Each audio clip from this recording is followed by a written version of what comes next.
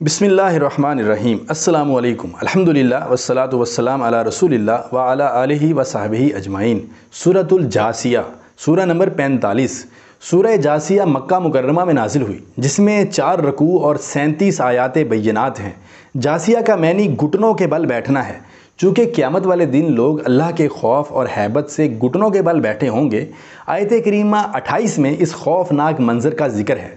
इसी मुनासबत से इस सूरह मुबारका का नाम जासिया रखा गया।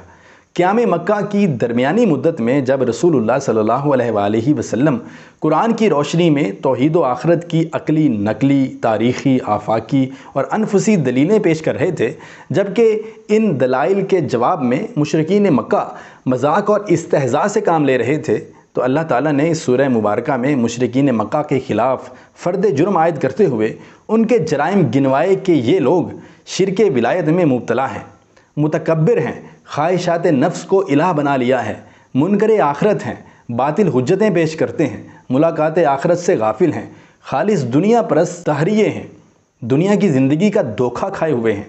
चुनाचे साफ साफ बता दिया कि क़यामत वाले दिन सब लोग अल्लाह के सामने जासिया यानी घुटने टेके हुए होंगे। सूरह मुबारका को एक मरतबा तर्जमे के साथ ज़रूर पढ़िए।